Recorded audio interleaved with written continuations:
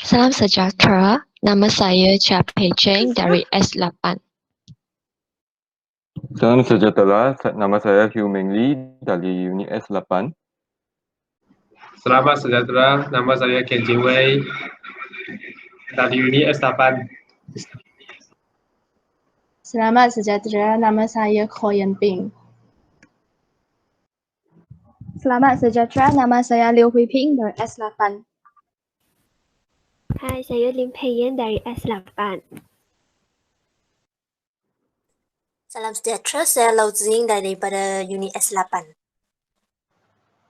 Salam sejahtera semua, saya Po Zihan dari S8. Selamat sejahtera, saya Jarwin dari unit S8. Selamat sejahtera, saya Tan Ying daripada unit S8. Selamat sejahtera, saya Dewan Yi dari S8. Selamat sejahtera, saya Tiong Wen Sien dari unit S8. Selamat sejahtera, saya Wijamin dari S8. Sekarang kami dari S8 akan membentangkan tentang projek guru model KALIS masa hadapan. Rasional kursus IDUP 3083 ditawarkan adalah supaya pelajar dapat memahami asas kepemimpinan dan pembangunan diri secara profesional serta berupaya menampilkan ciri-ciri kepemimpinan dalam pengajaran dan pembelajaran. Dan kursus ini akan ditawarkan pada semester 2 tahun 4. Jumlah jam pembelajaran bersemuka dan bukan bersemuka adalah sebanyak 129 dan nilai kredit ialah sebanyak 3. Selepas kursus ini, hasil pembelajaran kursus, pelajar dapat menjelaskan konsep mengajar sebagai satu profesion dan ciri-ciri guru sebagai seorang profesional. Yang kedua, menghuraikan isu dan cabaran semasa yang dihadapi oleh guru serta perundangan yang berkaitan dengan kerjaya guru. Ketiga, menyediakan pelan pembangunan diri dan pembangunan kerjaya untuk menjadi seorang guru yang profesional berdasarkan peringkat-peringkat perkembangan guru. Yang keempat, menganalisis peranan guru sebagai pemimpin profesional dalam pelbagai aspek pengajaran dan pembelajaran melalui temu bual. Akhirnya, merangka pelan tindakan untuk mengurus perubahan dalam bidang pendidikan.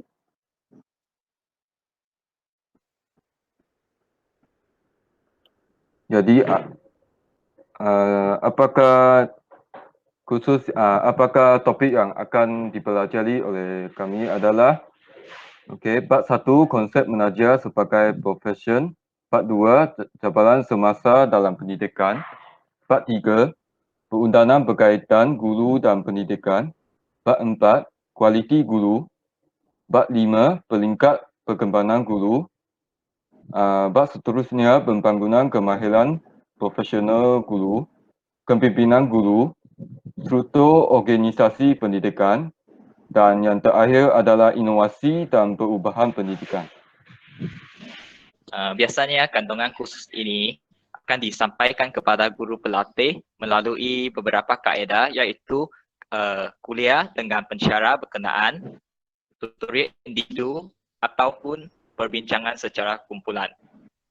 Dan bagi menguji kefahaman terhadap kandungan kursus ini, guru pelatih akan menduduki dua jenis pentafsiran iaitu ujian bertulis dan tugasan. Ujian bertulis ini akan dijalankan semasa peperiksaan akhir. Namakannya adalah 50%. Dan 50% yang tertinggal boleh diperoleh melalui tugasan kerja khusus. Dan tugasan kerja khusus ini melibatkan dua perkara iaitu laporan temu bual yang makannya 20% dan 30% lagi ialah penulisan akademik. Dan sekarang saya akan menerangkan tentang setiap topik. Topik yang pertama ialah konsep mengajar sebagai satu profesion. Subtopik yang akan dipelajari adalah seperti konsep profesion dan profesionalisme. Kedua, ciri-ciri guru sebagai seorang profesional. Topik yang kedua adalah berkaitan dengan dasar dan hala tuju pendidikan negara. subtopik yang akan dipelajari ialah pertama, dasar pendidikan kebangsaan, kedua, pelan induk pembangunan pendidikan pada tahun 2006 hingga 2010, ketiga, bidang keberhasilan utama negara NKRA pendidikan, keempat, Pelan Pembangunan Pendidikan Malaysia PPPM 2013 hingga 2025 dan subtopik yang kelima ialah tonggak pendidikan UNESCO. Bagi topik yang ketiga iaitu perundangan berkaitan guru dan pendidikan, terdapat 4 subtopik di mana Kod Etika Keguruan Malaysia, Peraturan Tata Kelakuan dan Tata Tertib Penjawat Awam, Akta Pendidikan 1996 dan Hak Asasi Kanak-kanak. Bagi topik yang keempat iaitu kualiti guru, merangkumi 3 subtopik iaitu Standard Guru Malaysia, Standard Kualiti Pendidikan Malaysia dan Kepuasan Kerja. Topik yang kelima merupakan peringkat perkembangan guru dan dalam topik ini telah merangkumi 3 subtopik. Yang pertama, teori keprihatinan guru berdasarkan Flora 1969 tahun dan kedua, 5 peringkat perkembangan guru berdasarkan Trotter pada tahun 1986 dan yang ketiga ialah 6 peringkat perkembangan berdasarkan KPM. Baik, topik yang keenam adalah pembangunan kemahiran profesionalisme guru.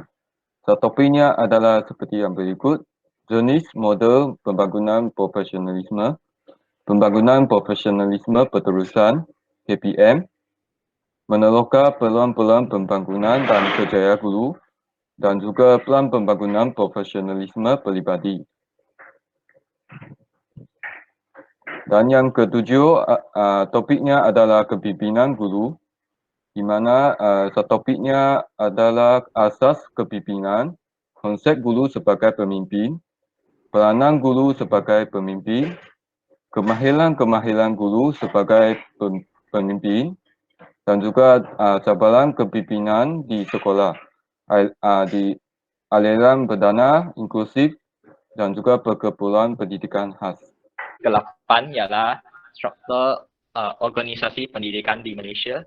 Dalam topik ini, pelajari tentang struktur organisasi Kementerian Pendidikan Malaysia KPM, struktur Jabatan Pendidikan Negeri PPN dan Pejabat Pendidikan Daerah PPD, dan juga struktur organisasi sekolah.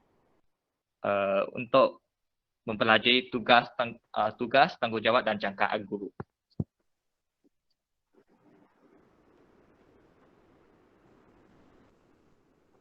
Dan topik terakhir ialah guru sebagai ejen perubahan. Dan dalam topik ini, subtopiknya termasuklah inovasi dalam pendidikan, strategi pengajaran pembelajaran yang inovatif, mengenal pasti peluang perniagaan hasil inovasi dalam pendidikan, dan juga mengurus perubahan pendidikan.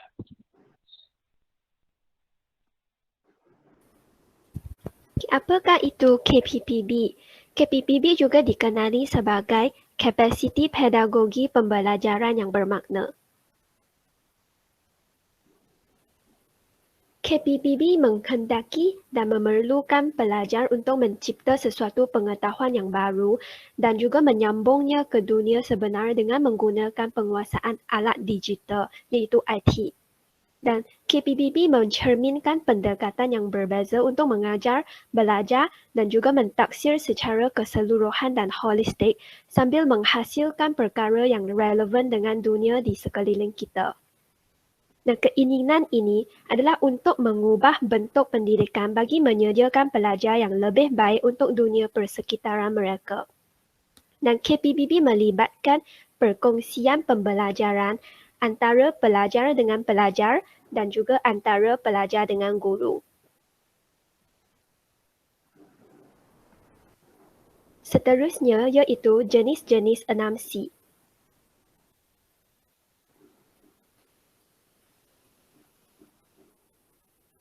Yang pertama, C pertama adalah critical thinking, iaitu pemikiran kritis.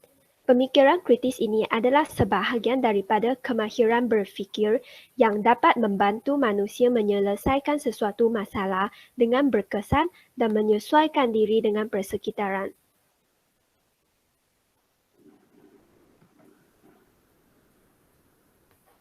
Untuk C yang kedua adalah creativity, iaitu kecekapan menggunakan minda untuk menghasilkan idea yang baru, asli, luar biasa, pelbagai dan juga bernilai.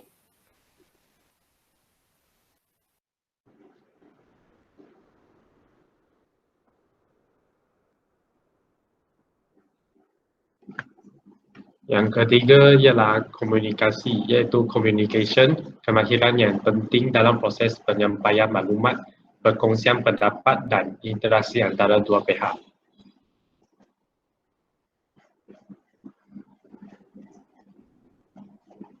Yang keempat ialah perwatakan, iaitu karakter. Watak adalah satu corak tingkah laku, fikiran dan perasaan, prinsip-prinsip kekuatan moral dan integriti. Yang kelima ialah kewarganegaraan, iaitu citizenship, merujuk kepada sikap patriotisme dalam diri, iaitu cinta akan negara dan mempunyai identiti nasional.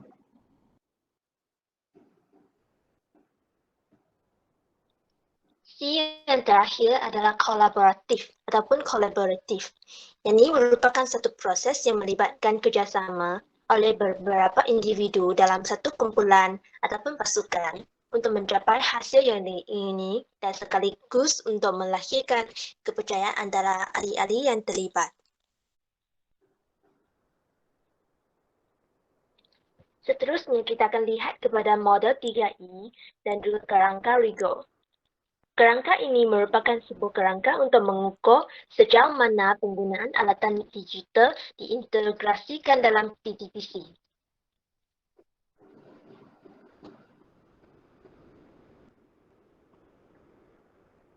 So, antara 3E adalah engagement, iaitu memulakan, kedua enhancement, iaitu membimbing, yang ketiga adalah extension, iaitu meluaskan pembelajaran. Dalam model reka bentuk pembelajaran iaitu learning design, ia menekankan persekitaran pembelajaran, amalan pedagogi, rakam pembelajaran dan pemanfaat digital. Dalam persekitaran pembelajaran, persekitaran pembelajaran interaktif dengan murid secara aktif dan bermakna. Dan dalam amalan pedagogi pula, ia sentiasa meningkatkan amalan pedagogi dan guru dan pelajar adalah sebagai rakam pembelajaran dan terakhir adalah penggunaan teknologi digital dalam bilik darjah. Dalam model pembelajaran murid iaitu Students Learning Model yang menekankan perhubungan, aspirasi dan belajar cara belajar. Dalam perhubungan, ia merupakan asas sosial yang penting yang sentiasa memerlukan tujuan dan makna dalam hubungan dengan orang lain. Dalam aspirasi, pencapaian murid dipengaruhi oleh jangkaan murid terhadap diri sendiri dan persepsi orang lain terhadap diri mereka. Bagi belajar cara belajar pula, belajar bertanggungjawab terhadap pembelajaran dan memahami proses pembelajaran.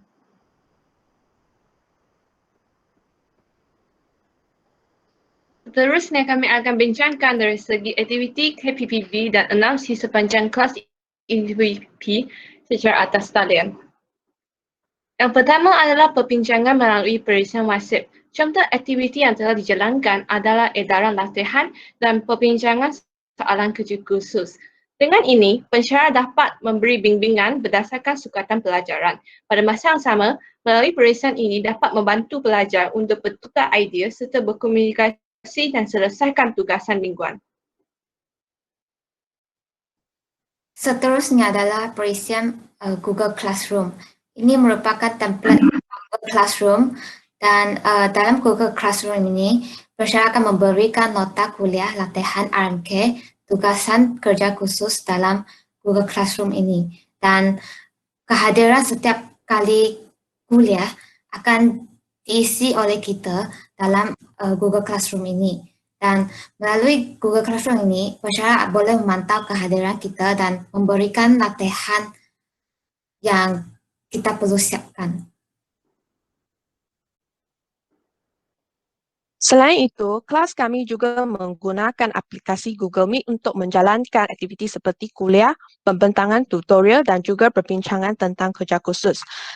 Dengan menggunakan Google Meet, kemahiran komunikasi telah diterapkan dengan pensyarah menjawab pernyataan tentang isi pelajaran yang telah diacukan oleh pelajar dan ini dapat memantapkan pengetahuan pelajar berkenaan isi pelajaran dan dengan Google Meet, pelajar juga dapat saling bertukar pendapat antara satu sama lain. Pembelajaran bermakna dapat berlaku.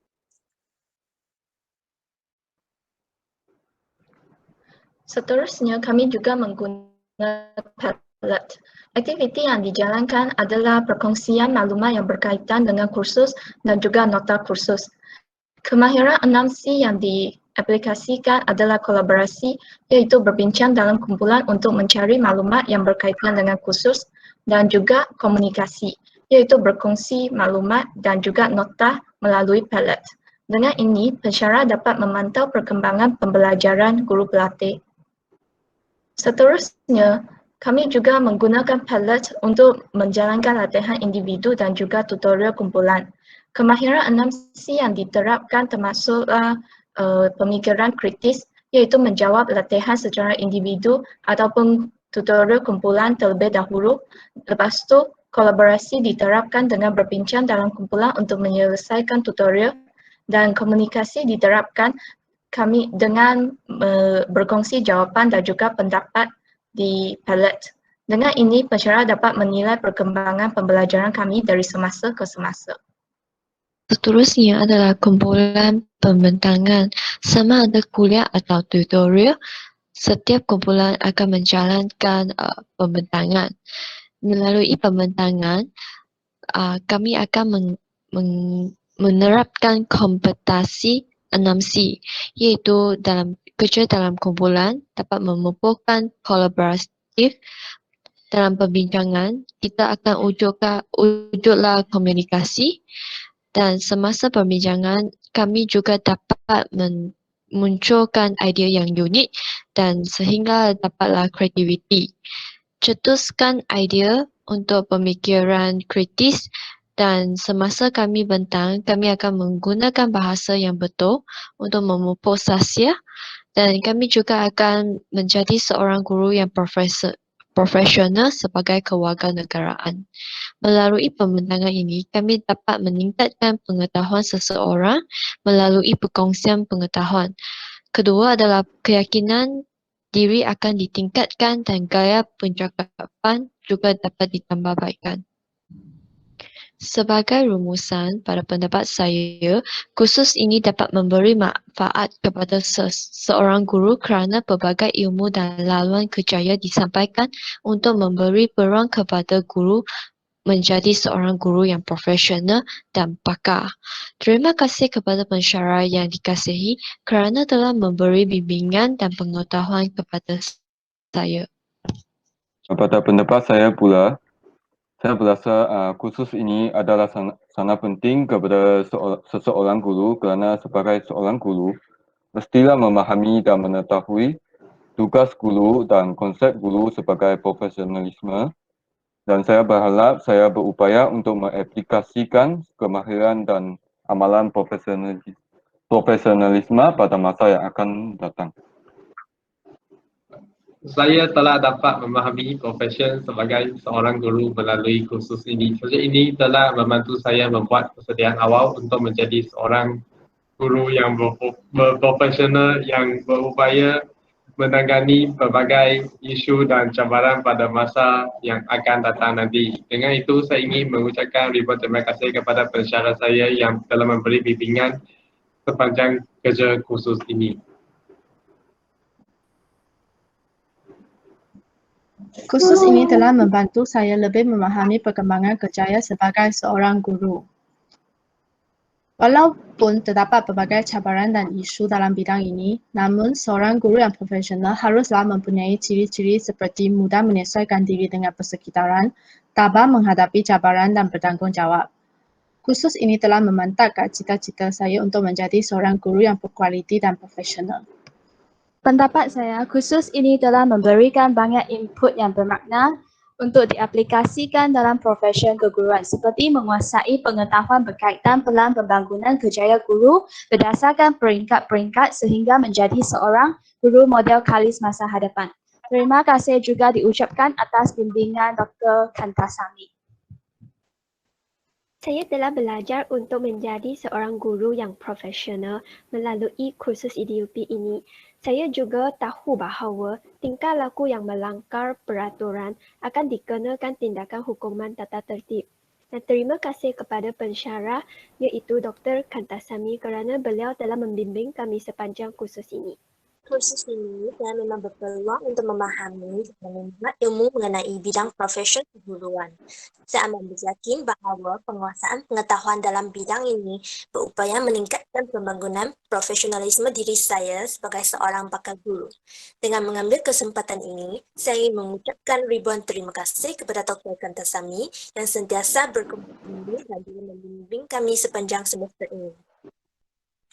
Kursus ini telah membantu saya untuk memahami profesi keguruan dengan lebih mendalam. Saya juga mengetahui cara-cara untuk meningkatkan pembangunan dan juga profesionalisme diri sebagai seorang guru pada masa akan datang. Ini dapat membantu kami untuk menjadi seorang guru yang cemerlang dan profesional. Ribuan terima kasih diucapkan kepada pensyarah yang sentiasa memberikan bimbingan kepada kami.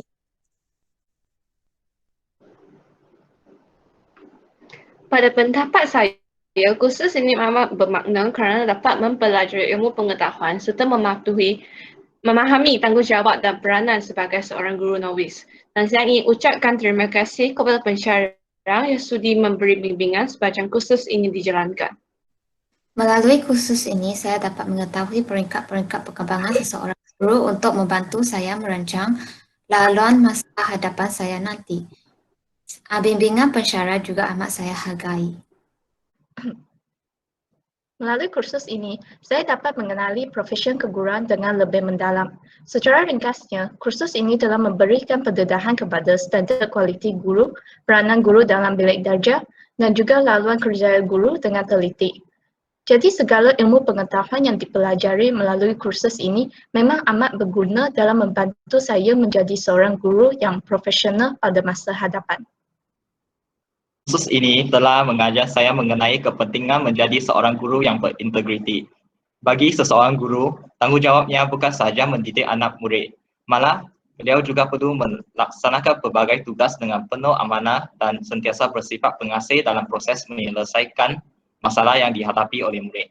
Maka kursus ini merupakan satu panduan yang dapat membimbing saya ke arah yang ceria pada masa hadapan. Melalui kursus ini, saya dapat memahami asas kepemimpinan dan pembangunan diri secara mendalam. Dengan adanya ilmu pengetahuan yang telah dipelajari dalam kursus ini, saya berasa lebih yakin untuk menampilkan ciri-ciri kepemimpinan yang profesional dalam pengajaran dan pembelajaran sebagai seorang guru. Terima kasih atas bimbingan Dr. Kantasami sepanjang kursus ini. Maka di sini berakhirlah pembentangan projek kami dari unit S8. Sekian, terima kasih.